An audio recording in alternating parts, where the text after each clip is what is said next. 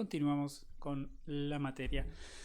Y como siempre, repasando lo que vimos en la última clase, estuvimos hablando de testing estático. ¿Sí? Recuerden que hablamos de que el testing estático era aquel chequeo que hacíamos del objeto de test sin su ejecución. No lo ejecutábamos. Hacíamos cualquier cosa, pero no lo ejecutábamos. Y ahí vimos que teníamos dos tipos de test, lo que eran las revisiones grupales, como podría ser la revisión de par, donde la gente, personas, seres humanos, miran, observan el objeto del test y a partir de esa observación sacan conclusiones, hacen algún tipo de análisis. Y después teníamos el análisis estático, cuando quien miraba al objeto de test era algún tipo de software, algún tipo de herramienta, que de vuelta lo miraba y sobre esa observación hacía conclusiones, hacía algún tipo de análisis. Y vimos también que el parseo de código es un tipo de análisis.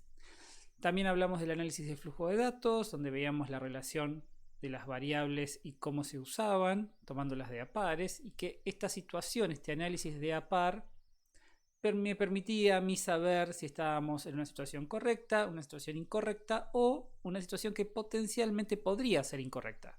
Nos sonaba raro, básicamente. Hoy vamos a empezar a hablar de lo que es testing dinámico. Volviendo a lo que era la definición, a diferencia del testing estático, donde el objeto de test no se ejecuta, en el testing dinámico el objeto de test se va a ejecutar. Eso quiere decir que una de las cuestiones más esenciales de lo que vamos a hacer nosotros es ejecutar nuestro objeto de test y comparar lo observado con lo esperado. Vamos a hacer un poquito más que eso, pero eso es en esencia lo que vamos a estar haciendo.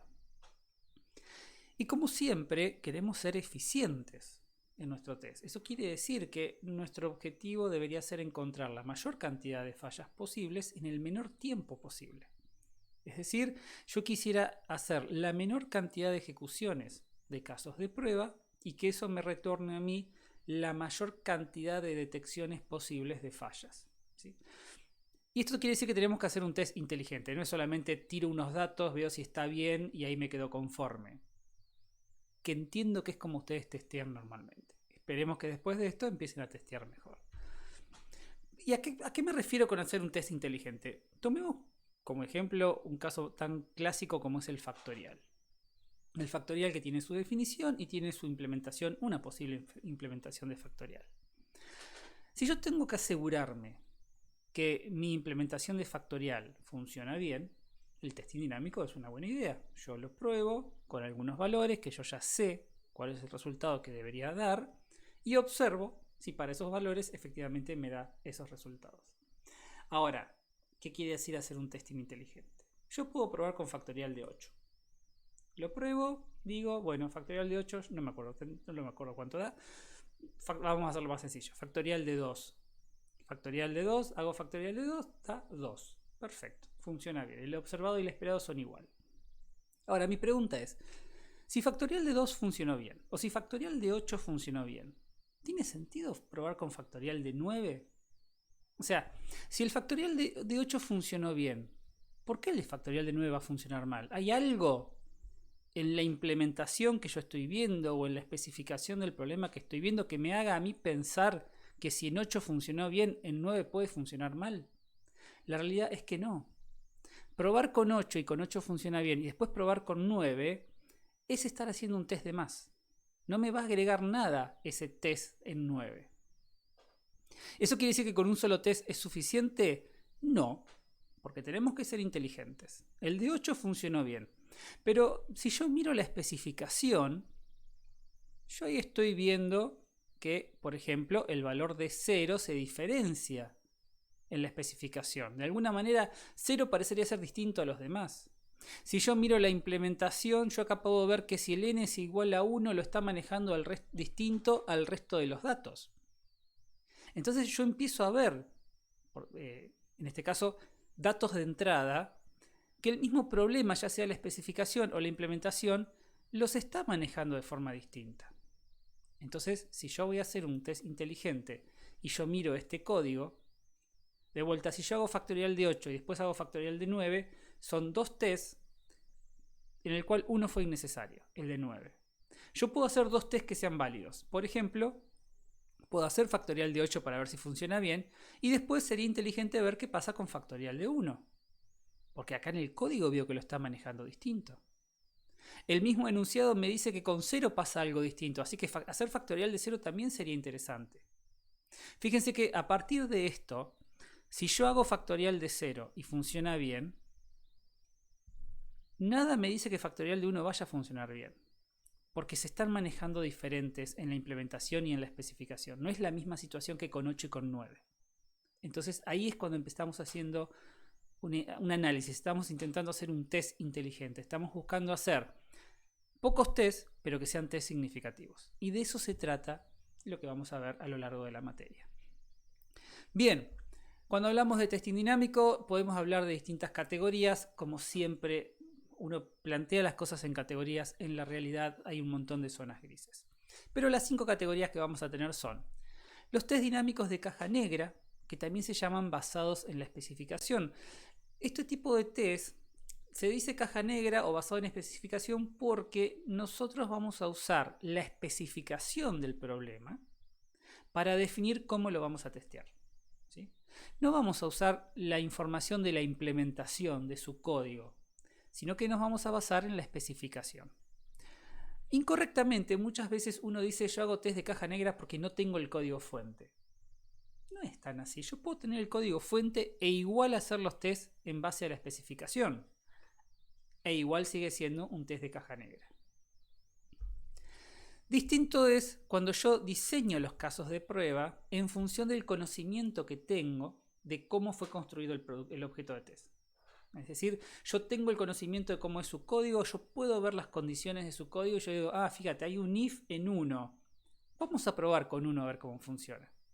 Esa decisión que yo tomé, la tomé en base al código que estaba viendo. Eso quiere decir que eso se corresponde a un test de caja blanca. De vuelta, hay muchos grises. Tenemos test basados en experiencias. Eso está asociado a la experiencia del tester, es decir, un tester que por ahí ya conoce un lenguaje, ya conoce el tipo de aplicación que se está desarrollando, entonces ya sabe cuáles son los errores comunes en un tipo de lenguaje, entonces ya apunta los tests a ese tipo de error. Ahí está usando su experiencia. Los tests basados en el testing basado en defectos.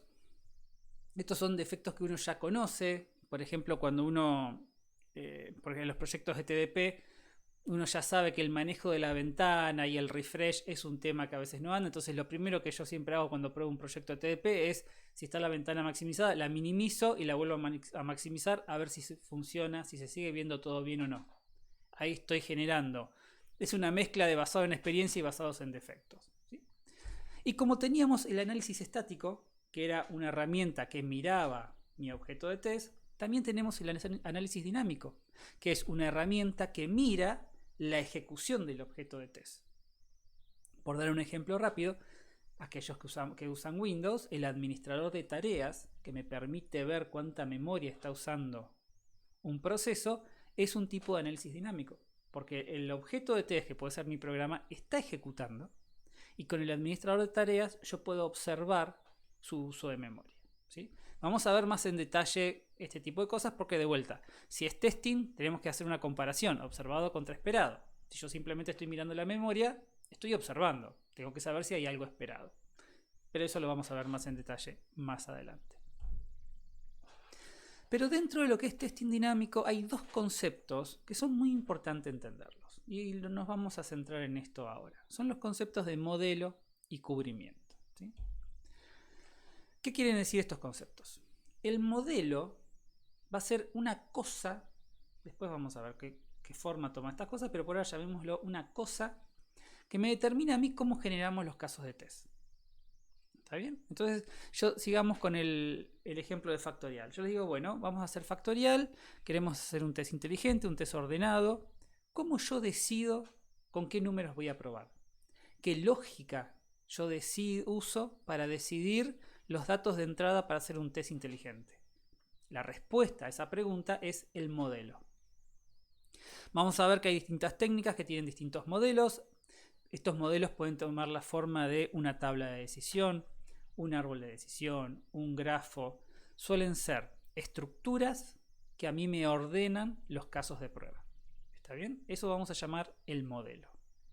A veces son estructuras, a veces son condiciones booleanas. Pueden tomar muchas formas, pero vamos a tener este concepto de modelo. Imaginemos, el modelo es una maquinita, un motorcito que nos tira datos de prueba para cada uno de nuestros objetos de test. Y en algún momento tenemos que parar. Y en algún momento tenemos que decir, hasta acá llegamos. Aunque el motorcito, aunque el modelo nos siga pudiendo tirar datos de prueba, en algún punto nosotros vamos a decir basta, porque no podemos estar toda la vida testeando. Quien nos dice ese basta es el cubrimiento. El cubrimiento va a ser, en la gran mayoría de los casos, una condición booleana. Por ejemplo, dando un ejemplo sencillo, uno podría decir, bueno, tengo una operación que recibe el DNI de una persona. Tenemos que generar los casos de prueba. ¿Cómo vamos a generarlos? Y alguien podría decir, mira, yo acá tengo el listado de todos los DNIs de los alumnos de la universidad. Recorre esta lista y de acá sacas datos de prueba para probar tu función. Esa lista sería mi modelo. Ahora, ¿hasta cuándo la recorremos? ¿La recorremos completa o la recorremos menos? ¿Cuánto tiempo tengo yo para dedicarme? Un mismo modelo puede tener asociado y va a tener asociado diferentes cubrimientos. Cada uno de estos cubrimientos va a variar en cuál va a ser la intensidad de mi testeo. Alguien podría decirme, bueno, acá tenés tu lista con todos los DNIs para probar. Elegite 5 al azar y probá con eso.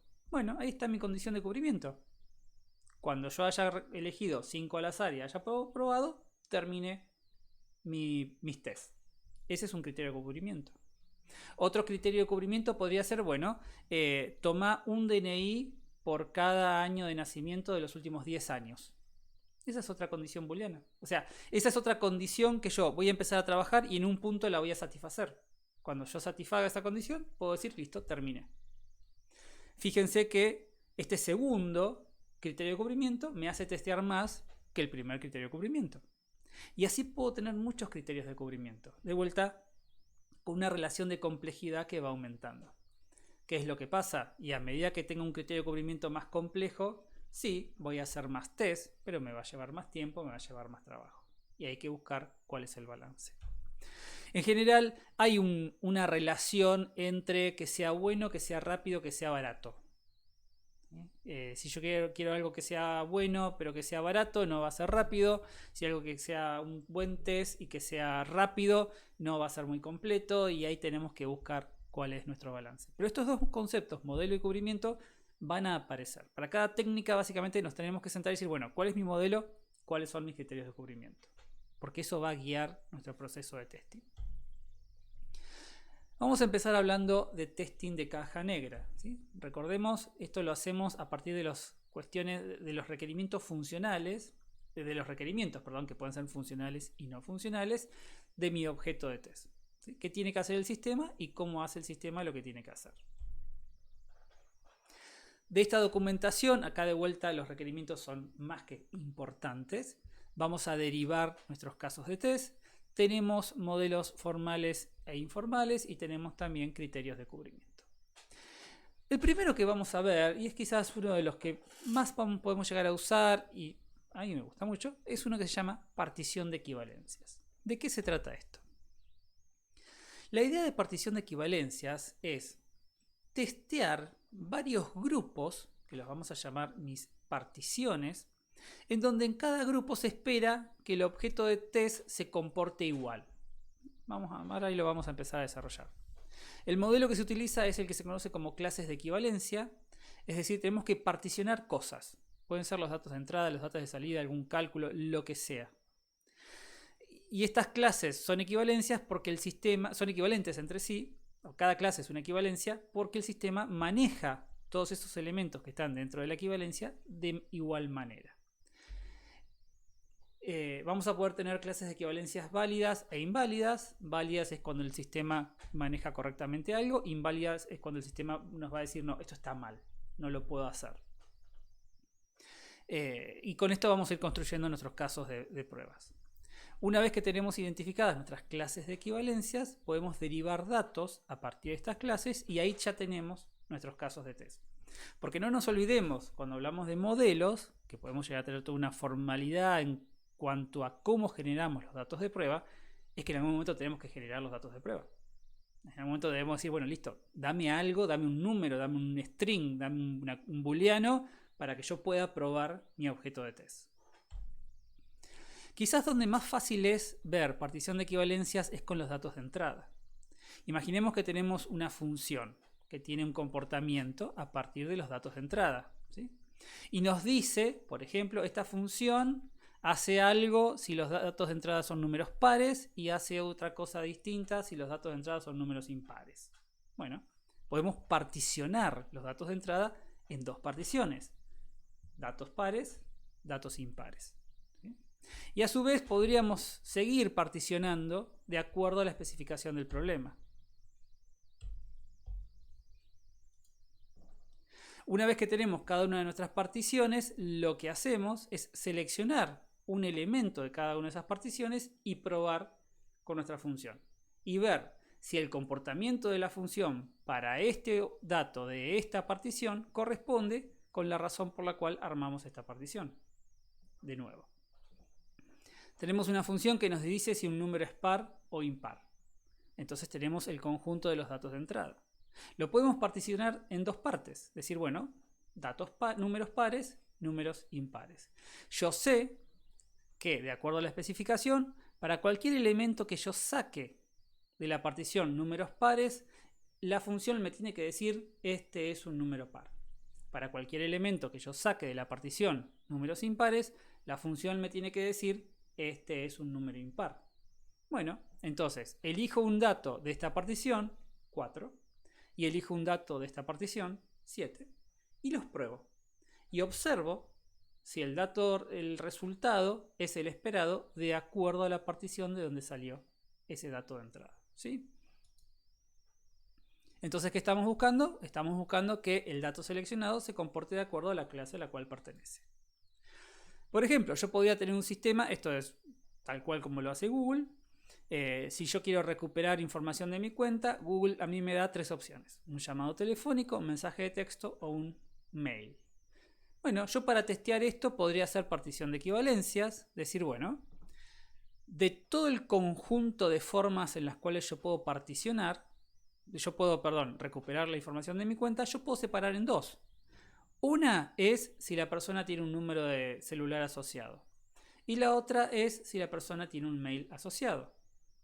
Y a su vez, la partición que dice si la persona tiene un teléfono asociado, la puedo particionar en dos. Decir, bueno, la persona tiene un número de teléfono y quiere que lo llame, la persona tiene un número de teléfono, quiere recibir un mensaje de texto, y esta que es la persona quiere recibir un mail.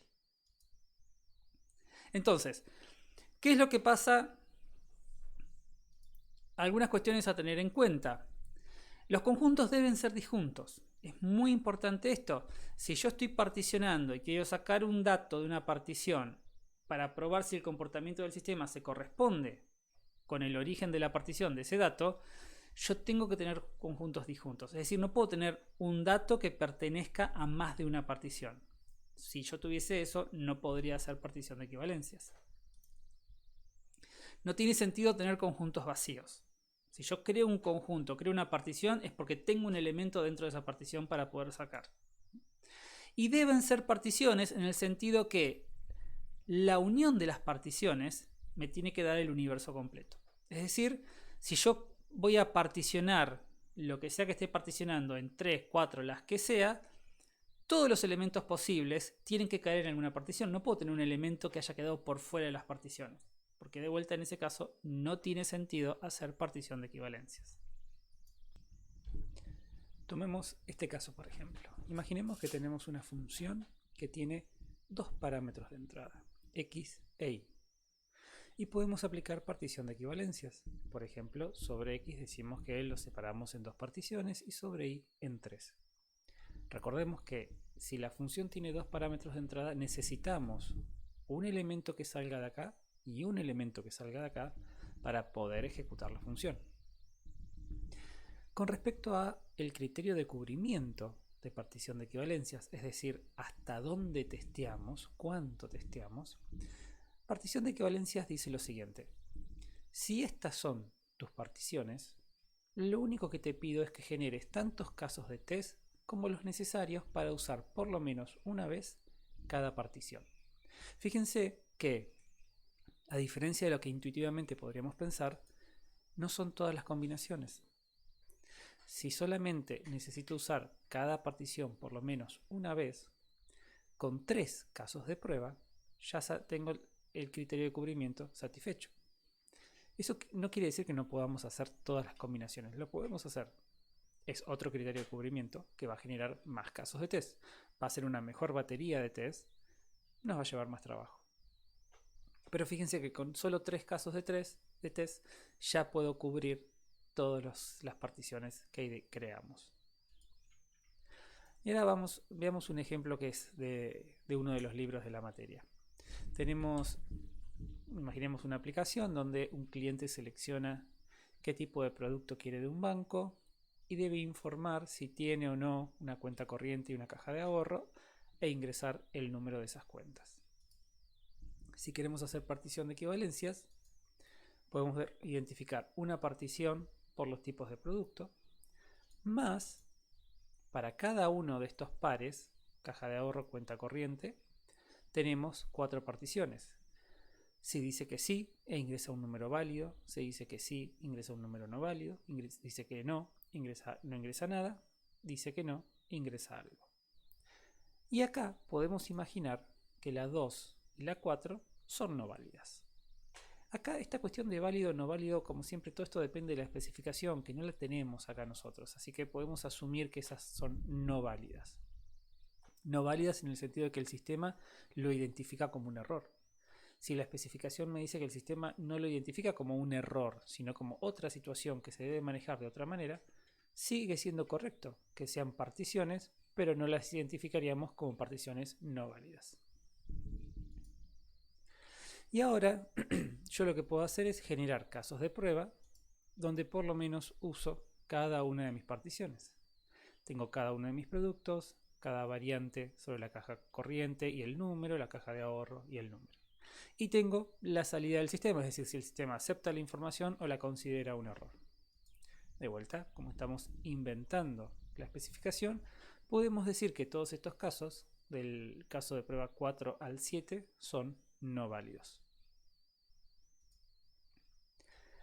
De nuevo, acá podemos ver cómo estamos cubriendo cada una de las particiones en cada uno de los casos de prueba y estas son las no válidas. Acá lo que estamos haciendo es planificando cómo vamos a testear. Al momento de sentarnos y testear efectivamente el sistema, vamos a necesitar, por ejemplo, generar datos. ¿Sí? Por ejemplo, voy a necesitar un dato de esta partición. Eso quiere decir que voy a necesitar generar un número de caja corriente que sea válido. Y eso a veces implica generar una base de datos, cargar información. Pero fíjense que estamos hablando de la planificación de los casos de prueba, no estamos ejecutando los casos de prueba. Nos está quedando un paso más que tiene que ver con la generación de los datos mismos. Y en el contexto de partición de equivalencias aparece otra técnica que se llama análisis de valores límites. Acá, en este caso, de vuelta, estamos en partición de equivalencias. Esto es partición de equivalencias, así que tenemos nuestras particiones. Lo que se plantea es que en muchos casos los potenciales errores de un programa, de un módulo, de un objeto de test, están en los límites de las particiones. Y esto es aplicable cuando mi elemento, que forma parte de las particiones, es ordenable. Por ejemplo, enteros. Si yo tengo una función, un objeto de test que dice para los valores mayores a 100 hay que hacer algo, para los valores menores de 100 hay que hacer otra cosa, parecido a lo que pasaba con factorial. Si para 120 funciona bien, todo indica que para 121 va a funcionar bien también. Pero en el límite de esta especificación, donde va a ser el límite de la partición 100, es donde potencialmente puede llegar a haber algún error. Esto apunta a los típicos errores de haber puesto un mayor en lugar de un mayor igual y cosas de ese estilo. Entonces acá esto se aplica sobre elementos que sean ordenados y lo que se busca es, además de seleccionar elementos como seleccionábamos en partición de equivalencias, hacer más y seleccionar elementos en los límites de las particiones. Obviamente esto nos va a generar más casos de prueba, más trabajo, pero es un mejor test. Y por supuesto no siempre es aplicable. Si yo quiero testear este menú, puedo hacer partición de equivalencia sobre cada una de estas opciones, pero no puedo hacer análisis de valores límite porque esto no es ordenable. Lo mismo con esta ventana. Pero ¿qué pasa con el tamaño de las letras? Puedo hacer partición de equivalencias, pero estos son valores ordenados porque son números. Entonces podemos aplicar análisis de valores límites. Para eso, de vuelta, no tenemos la especificación, pero podemos un poco deducirla probándolo. Vamos a ver qué pasa con los tamaños de las letras en Google. Los tamaños de las letras o tamaño de fuente se definen a través de este cuadro de texto que tengo acá. Vamos a considerar dos opciones. La opción en la cual yo elijo a través de esta lista desplegable. Entonces elijo e afecta y cambia el tamaño. Con la particularidad de que no puedo elegir mal, porque estas son todas las opciones. Así que no puedo, si voy por este camino, no hay forma de ingresar un valor que sea inválido. Pero ¿qué pasa si escribo? Si escribo puedo poner un valor, enter y lo afecta. Puedo poner 96 y lo afecta. Puedo poner números más grandes, por ejemplo 150. ¿Qué pasa si pongo 500? Lo vuelve a 400. Parecería ser que 400 es el número más grande que puedo poner. Ahí tengo un comportamiento diferente, ahí tengo un límite que valdría testear. ¿Y qué pasa si voy para abajo? Si yo pongo 2, lo pone. Si pongo 1, lo pone. ¿Qué pasa si pongo 0? Directamente no me lo deja poner. Fíjense que el comportamiento es distinto a lo que pasaba con el 400, que me volvía a 400 y ponía algo más grande. Pero acá si pongo menos 5, directamente no hace nada. Lo mismo si yo escribo, por ejemplo, Martín, y aprieto Enter, no pasa nada. Entonces, a partir de este comportamiento, podríamos pensar en partición de equivalencias con análisis de valores límites. Vamos a seguir con esto. ¿Cómo podemos hacer este análisis? De vuelta, estamos inventando la especificación, así que tenemos muchas alternativas. Pero podríamos considerar dos particiones, dos clases, en función de cómo se ingresa la información. Tenemos seleccionando por menú o ingresando manualmente. ¿Qué pasa con seleccionando por menú? No hay clases inválidas. Fíjense que no podemos hacer algo, ingresar valores que no sean los correctos. El menor valor posible es 6, el mayor valor posible es 96. Entonces podemos aplicar análisis valores límites. Podríamos seleccionar 6, 96 como los límites de mi partición, más 1 en el medio si se quiere. Y quedaría algo así. Los no válidos son directamente imposibles. ¿Qué pasa con ingresado manualmente? Y acá podemos considerar distintas alternativas. Fíjense que en ningún momento nos dio un error. Cuando yo quería poner un número negativo o quería escribir, no pasaba nada, no me lo permitía. Entonces podemos decir que no hay clases inválidas, porque no hay situaciones de error. Es una interpretación que estamos haciendo, se podría pensar diferente. Sí hay comportamientos diferentes.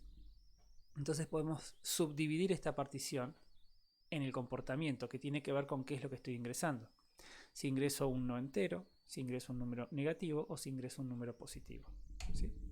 O una alternativa sería ingresar un entero positivo como una subpartición y cualquier otra cosa como otra partición. ¿Cuál es la diferencia? De nuevo, mientras menos particiones yo tenga, menos datos voy a tener que seleccionar, menos test voy a tener que hacer. Si yo voy por esta opción, ingresar un entero positivo, ingresar cualquier otra cosa, cuando tenga que cubrir esta partición, ingresar cualquier cosa, con un solo dato, estoy listo. Entonces ahí puede ser que yo elija un texto o que elija un número negativo. Pero es para satisfacer el criterio de cubrimiento, con uno solo es suficiente. En esta partición estoy obligado, para satisfacer el criterio de cubrimiento, a tener un negativo y algo que no sea un número. También podríamos considerar como clases inválidas, y de vuelta esto tiene que ver con la interpretación que hacemos, el no entero y el entero no positivo. Decir, bueno, no ha dado un error, pero el sistema tiene un comportamiento que no debería funcionar. Es decir, no debería aplicar nada. Eso para nosotros es una clase inválida. Depende de cómo lo interpretemos. Y entero positivo como clase válida. Podríamos considerar también el límite de 400 entre no válidos pero posibles, a diferencia de lo que teníamos antes, que teníamos valores que directamente eran imposibles de ingresar. Y acá también, dentro de lo que es análisis de valores límites, podemos hacer diferentes análisis dependiendo de cuánto test querramos hacer. Si supongamos que decimos si se toma un dato de entrada X con la siguiente condición, que X tiene que ser menor a 100 y mayor a 0. ¿Cuántos límites hay? Depende. Esta podría ser una alternativa, decir, bueno, los válidos son entre 1 y 99, a partir de 100 por debajo de 0 son los no válidos. Pero también podría plantear que el límite es un punto de interés y después tenemos lo que viene después. Entonces ahí empezamos a tener más casos de test. Vuelvo a repetir lo que ya dije varias veces. Todo esto depende de cuánto test querramos hacer. Y lo que acá se busca es hacer el test de una forma ordenada. Partición de equivalencias, análisis de valores límites, nos está dando una forma de ordenar el test. ¿Sí? Después tenemos que venir nosotros a elegir los datos y efectivamente ejecutar los casos de test. Pero hay situaciones, este es de vuelta otro ejemplo de la bibliografía. Hay situaciones donde la resolución, el comportamiento de mi objeto de test no depende solamente de los datos de entrada, sino que puede estar dependiendo también de otras condiciones externas a los datos de entrada, que son lo que se llama muchas veces las lógicas de negocios. Y en este caso tenemos una ventanita que tiene que ver con información de una tarjeta de crédito. En muchos casos los sistemas, para decidir cómo procesar o cómo accionar ante la información de una tarjeta de crédito, usan otros datos que no están dentro de estos datos ingresados, como por ejemplo cuándo fue la última vez que se operó. Si yo voy a hacer una compra, hago una compra en Bahía Blanca con mi tarjeta de crédito y después se registra otra compra a la hora en España, muchas veces las tarjetas de crédito identifican eso como una situación dudosa y bloquean el pago. O si yo voy a hacer una compra por un monto sospechosamente grande, a veces la tarjeta de crédito pide tener una confirmación del cliente. Es decir, la acción depende no solamente de los datos de entrada, sino de otras cosas más. Eso también tenemos manera de modelarlo y buscar la manera de testearlo en forma organizada. Y se hace a través de lo que se llaman tablas de decisiones. Entonces la tabla de decisión aplica a situaciones donde el comportamiento de una función o de mi objeto de test no depende exclusivamente de los parámetros de entrada, sino de otras cuestiones, como pueden ser lo que llaman las reglas de negocios. El modelo que se aplica acá es de una tabla o grafo. La idea es combinar condiciones con acciones para poder evaluar el comportamiento. Lo que estamos buscando, obviamente, es poder comparar la combinación de condiciones con parámetros de entrada con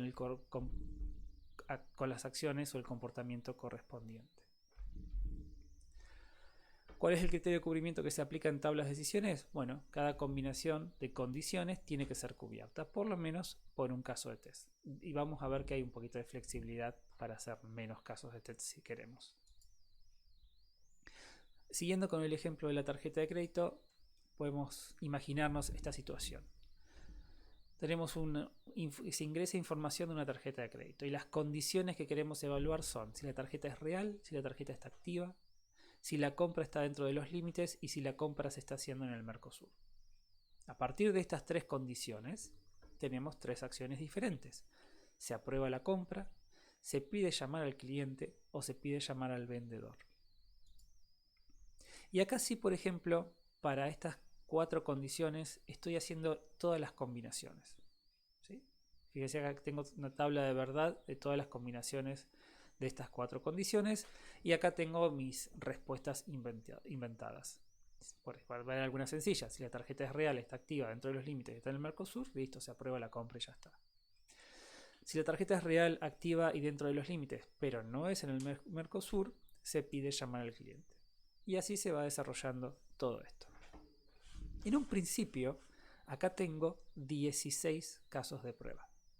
Entonces, de vuelta, si yo quisiera hacer estos 16 casos de prueba, voy a tener que generar datos suficientes para poder tener una tarjeta real, una no real, una activa y no activa, poder simular todas estas condiciones. Pero en realidad en tabla de decisiones podemos simplificar un poco el trabajo.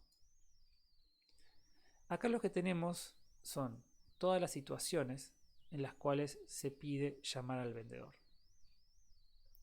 Y si ven, acá podemos observar que tarjeta real, la respuesta es que no es real. Y después lo que tenemos son todas las combinaciones de verdad. Fíjense que tenemos, si la tarjeta no es real, pero es activa o no activa, está dentro de los límites o no está dentro de los límites, está en el Mercosur o no está en el Mercosur, siempre se termina llamando al vendedor. Eso quiere decir que en realidad no importa qué pasa después de que la tarjeta no sea real. Eso es lo que me está representando la tabla de verdad. Fíjese, esto queda fijo y esto cambia en todos sus valores de verdad. Y la respuesta es siempre la misma. Esto permite hacer lo que se llama en tablas de decisiones colapsar columnas. ¿Por qué? Porque entonces yo lo que puedo decir es, tomando esta, si la tarjeta no es real, no importa lo que venga después, la respuesta siempre es llamar al vendedor. ¿Sí? Fíjense qué pasa acá. Si la tarjeta es real, esto queda constante, la tarjeta no está activa, la tarjeta no está dentro de los límites. Y si está o no está dentro del Mercosur, la respuesta es siempre la misma, llamar al cliente, llamar al vendedor. Eso quiere decir que yo puedo colapsar sobre la fila el Mercosur. Entonces, si la tarjeta es real, no está activa y no está dentro de los límites, no me importa si está en el Mercosur o no, porque la respuesta es siempre la misma. Y esto de colapsar columnas lo que me está permitiendo a mí es reducir los casos de prueba. Acá tengo otro, también sobre el Mercosur, y no había ningún otro más.